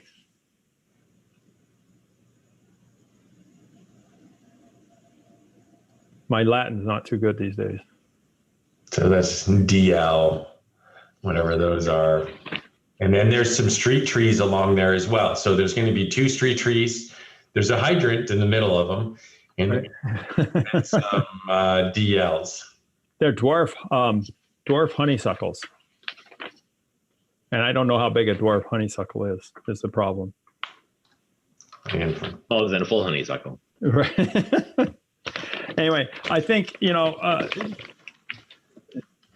building, it's still a trash building, but I think, pushing it back from the road, putting the trees and the landscaping in front of it, I think I'm okay with that. So I just, I wonder out loud whether extending that hedge around the corner makes any sense or not, to kind of put the same screen on that side of the building. Just wondering that out loud kind of a thing. So the dwarf honeysuckle grows to be 3 to 4 inches tall and wide.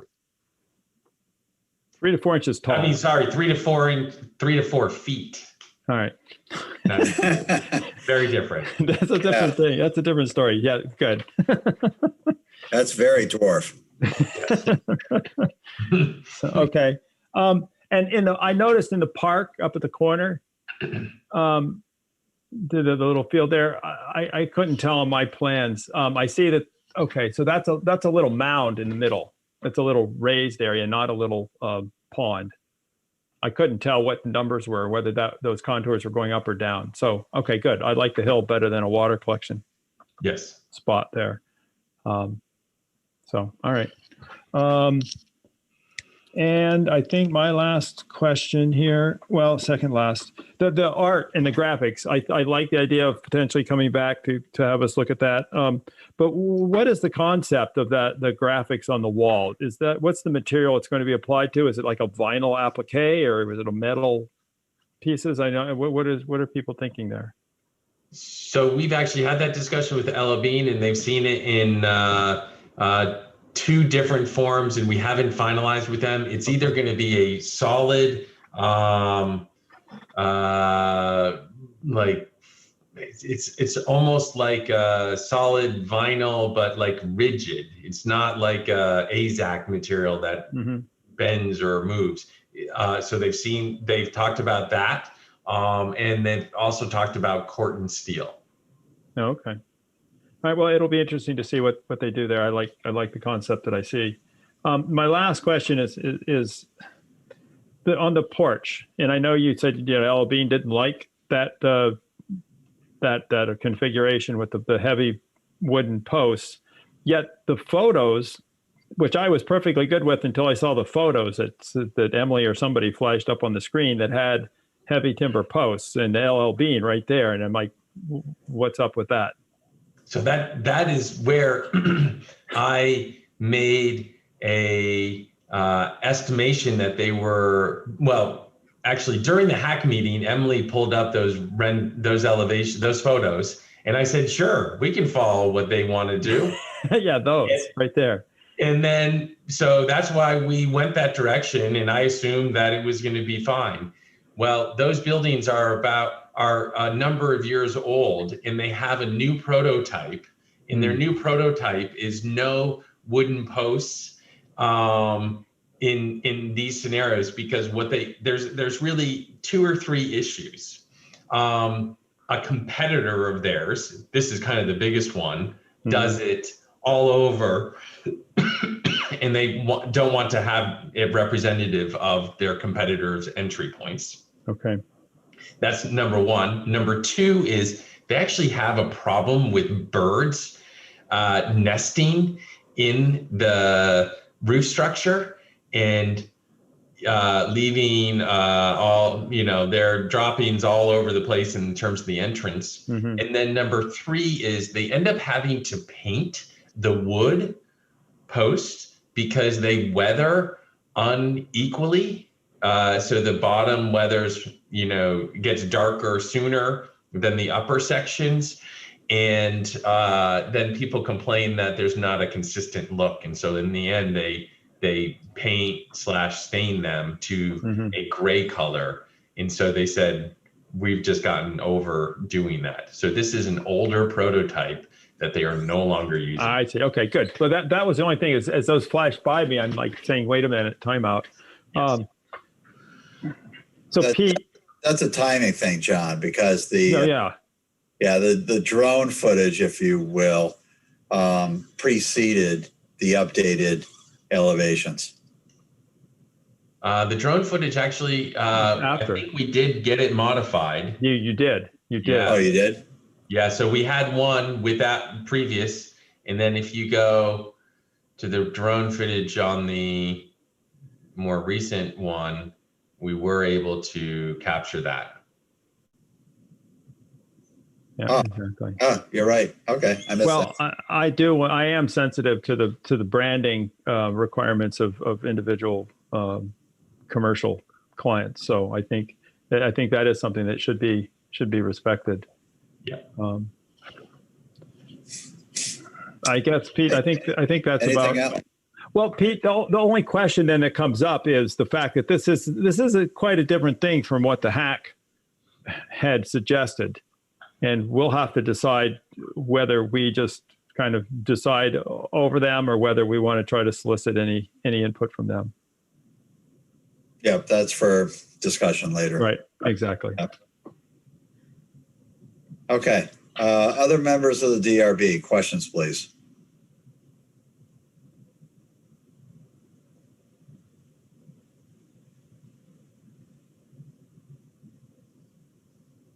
Not a question, just a comment. Andy Warhol would disagree with you that the kayaks are not art. I would say that they're part of the entire building, which in itself is a piece of art. And the second item, I like the pseudo ski area, Picasso style mountain that they've got there. The first thing I looked at, I thought that was just one of these futuristic ski area looks on that area.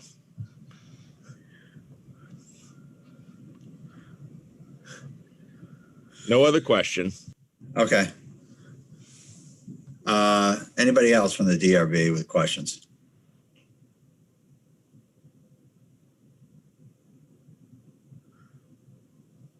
All right. Are there any questions from the audience? And Emily, if you could help me out with this, please.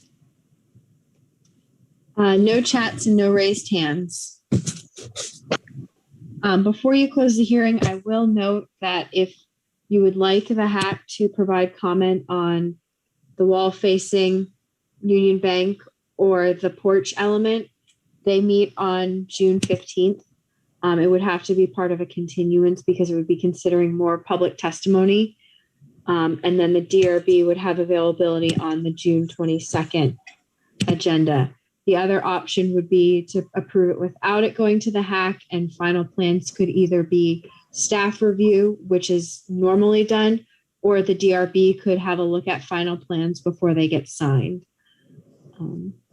So two routes there. Okay. 2.5, 3. So I would open the floor to DRB members for comments on the two options. Mr. Saladino. Well, you're on mute, Dave. I would love to hear John's thoughts on this. I think we should. I think we should close this hearing tonight. Agreed. Okay. Dave, Saladino, you're good with that? I'm good with that as well. Okay, we have consensus on that. Okay. Any other questions from the DRB? Any other final words from the applicant? Thank you very much for your time. We appreciate it, and we look forward to bringing this building to fruition. And we'll see you as the next application comes in. in 2 minutes. Yeah. They're going to be in a few weeks looking ahead to coming attractions. Okay, great. Thank you. So we're going to close DP 09-01.22.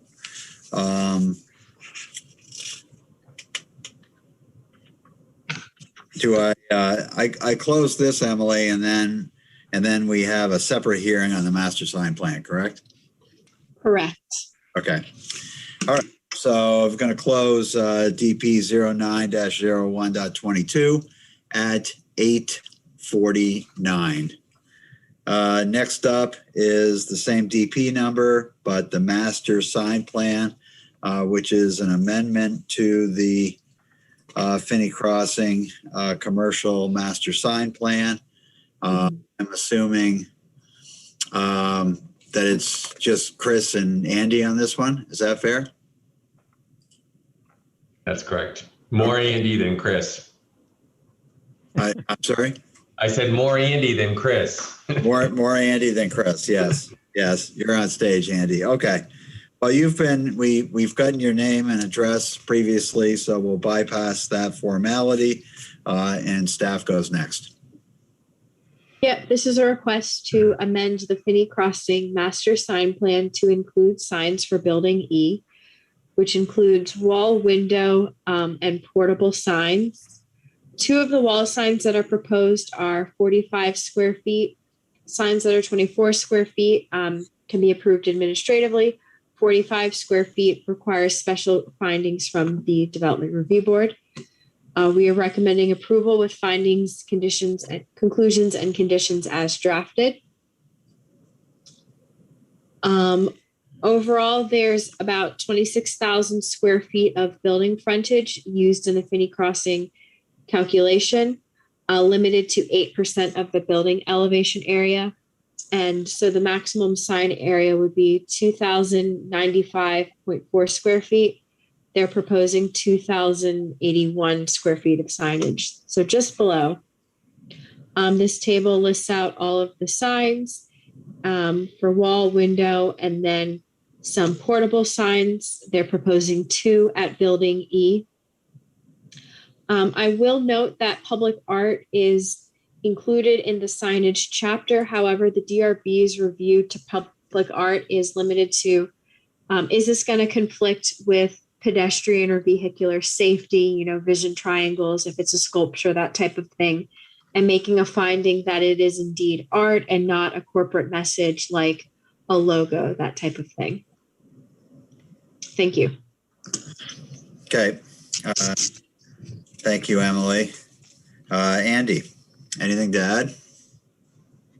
Just that we've tried to learn a little bit and incorporate some window signage for each of the tenants on both the north and the south side, and also leave, albeit not much, a little bit of extra room in there for changes that may develop as we found with tenants as they come in to meet their specific sign needs. So, there is 14 square feet of excess, not much, but a little bit at least. And we have allowed for a couple of portable signs as well for building E that similar to building J, where the DRB asked that it be built into the leases, that the terms and conditions of the bylaw be added in regards to the use of those portable signs, bringing them in, maximum size, things like that. Okay. Thank you, Andy. DRB members, any questions? No. I used all mine up. Okay. Members of the audience, any questions? No more audience. No more audience. We're done. We outlast. Okay. Last chance for DRB members for any questions. No. Okay, we're going to close DP 09-01.22 master sign plan at 8:53. Thank you very much for coming. We are now going to go into deliberative session. Thank you. Thank you very much. Appreciate your time.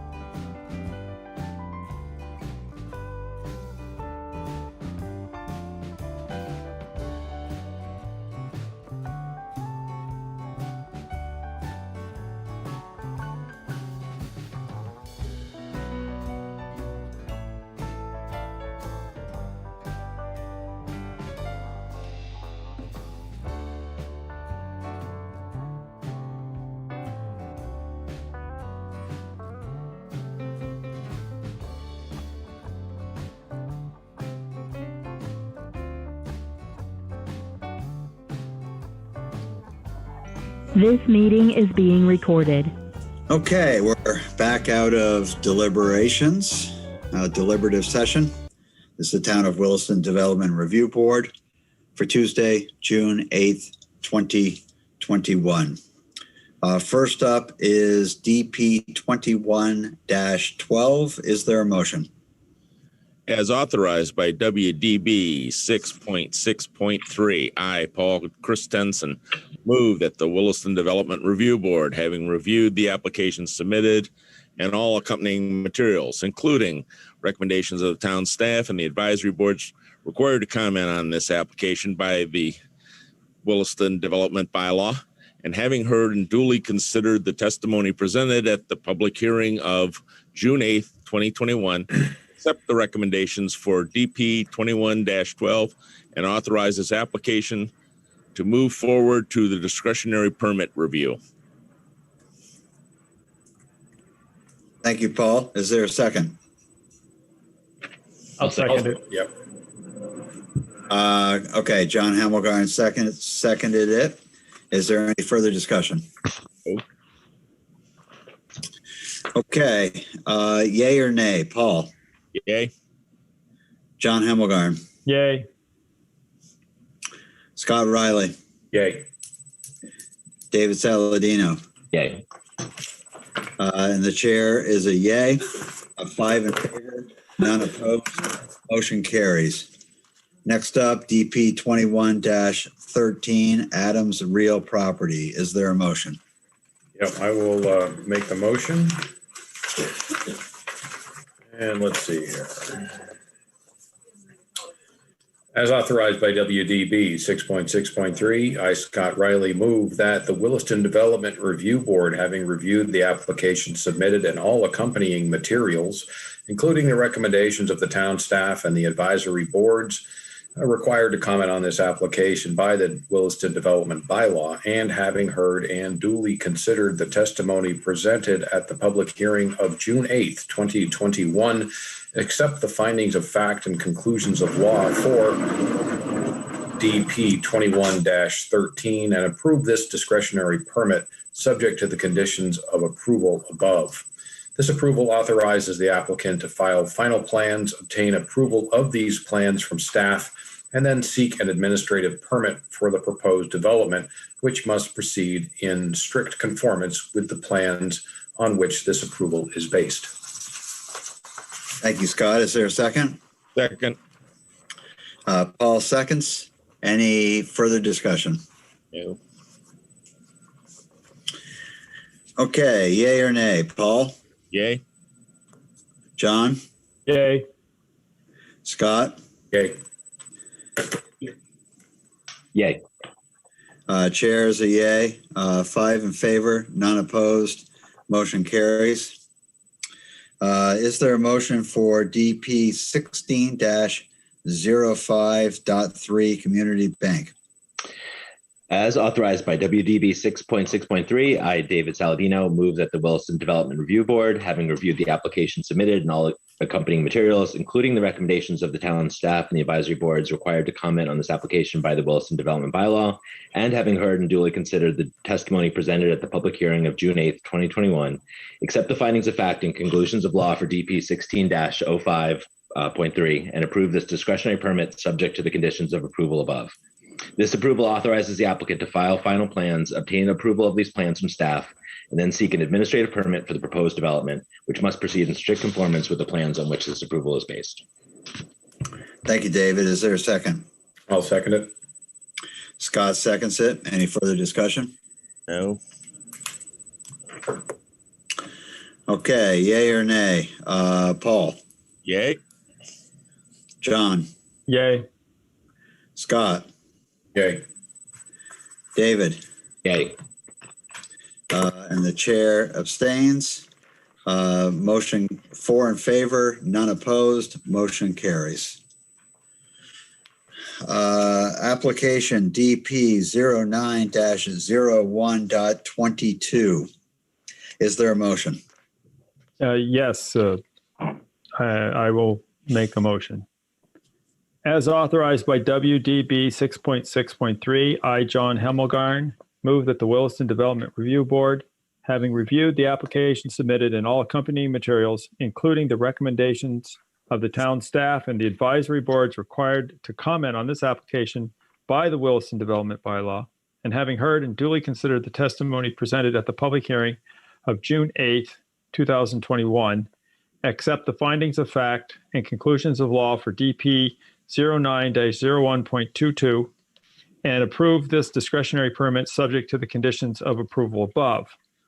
This approval authorizes the applicant to file final plans, obtain approval of these plans from staff, and then seek an administrative permit for the proposed development, which must proceed in strict conformance with the plans on which this approval is based. We are going to make a couple of modifications to the proposed conditions. Specifically, condition 3B is to be struck in its entirety. Condition 3C will be modified to read, consider an angled awning to bring more dimension and a porch roof effect. And the rest of what was proposed there will be struck. And condition 3E, we will strike the parenthetical comment complies as proposed in June 3rd rendering. And the rest will remain as proposed. And we are going to add a condition number 22 to read, provide a change of color, texture, material, or building applied landscaping on the lower 4 to 8 feet of the east facade facing Union Bank. Thank you, John. Is there a second? Second. Paul seconds it. Any further discussion? No. Yay or nay? Paul? Yay. John? Yay. Scott, you abstain, correct? Correct. Dave Saladino? Yay. And the chair is a yay. 4 in favor, none opposed, 1 abstention. Motion carries. Is there a motion for DP 09-01.22 master sign plan for the Snyder FC Commercial Properties LLC and Riley Properties LLC project? Yes, I will make a motion on that item. As authorized by WDB 6.6.3, I, John Hemmelgarn, move that the Williston Development Review Board, having reviewed the application submitted and all accompanying materials, including the recommendations of the town staff and the advisory boards required to comment on this application by the Williston Development Bylaw, and having heard and duly considered the testimony presented at the public hearing of April 13th, that's not correct, at the public hearing of June 8th, 2021, accept the findings of fact and conclusion of law of DP 09-01.22 and approve this discretionary permit for a master sign plan subject to the conditions of approval above. This approval authorizes the applicant to submit final plans, obtain approval of these plans from staff, and then seek administrative sign permits, which must proceed in strict conformance with the plans on which this approval is based. Thank you, John. Is there a second? I'll second. Dave seconds it. Any further discussion? Can somebody make sure I got that the DP number correct? You did. Yeah. All right. Yes. Thank you. Okay. Any additional comments? Discussion? Okay. That's Hearing John. none. Yay or nay? Paul? Yay. John? Yay. Scott, you abstain, correct? Correct. David Saladino? Yay. And the chair is a yay. 4 in favor, none opposed, 1 abstention. Motion carries. Next up is the meeting minutes. If I can find them. Oh, there they are. Okay, is there a motion to approve the minutes of May 11th, 2021. I'll make a motion to approve the minutes of May 11, 2021. Thank you. Is there a second? Second. I'll give that was a tie, goes to the runner. David Saladino seconds it. Any further discussion? No. Indicate yay or nay, please. Paul? Yay. John? Yay. Scott? Yay. David? Okay. And the chair is a yay. 5 in favor, none opposed. Minutes are approved as written. Is there any other business for tonight? No. Nice job by the staff again tonight. Agreed. Yeah. Emily, I'm the support team. Thank you. All right. Is there a motion to adjourn? So moved. Just one quick request, I guess, as you think about transitioning back into the into in-person meeting, I think we've all come to rely on you, Emily, kind of walking through things on the screen. And I'm wondering if you're thinking about having a projector up in the screen to kind of mimic the same thing. Right. There won't be a projector. There will be a TV screen, 2 of them, one pointed towards the DRB and one that's pointed towards the audience, that we should be able to do screen share on. And then if a video participant is talking, they would show up on that screen as well. Yeah, that's great. Emily, is there anything that would prevent me from bringing my laptop and signing in without a microphone and looking at my screen, sitting there? Yeah, you could bring in your laptop and just keep your video and microphone off, because there would be a microphone in front of you.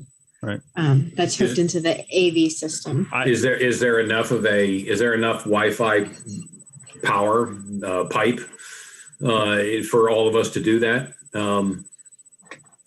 That might be something you might want to look into. We need Dave Turner for that. I would think so. If your video is off and your sound is off and you're just like watching. Mm-hmm. Is there Wi-Fi there that we can all sign into? Yep, there's public Wi-Fi, Okay. and the town's internet connection is really strong. The other option too would be making the physical documents available so you could have them downloaded, or just looking at them off the website as opposed to being on the Zoom. Bonnie's got it exactly right. It's the video that's the bandwidth hog. And so if you put your video off, and it's not going to be a problem, Scott. Yeah. Right. I mean, what I find really handy is when Andy's talking tonight and is sitting there highlighting the dumpster location or whatever. Oh, absolutely. That's really important. Yeah. Really helpful. 100% agree. That was very handy. Mm-hmm. I mean, and it's especially handy if you've got people on anywhere, but also on the board that don't read plans as well. I mean, we're lucky that the 4 of us, or at least 4 out of the 5 of us, are read plans all the time. And Paul, you seem to read plans extremely well as well. So that's an advantage that this board has. Plan set.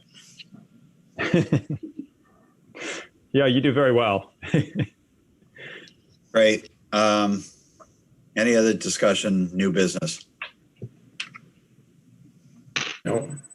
Okay, there was a motion to adjourn. Was made by Paul. Is there a second? Second.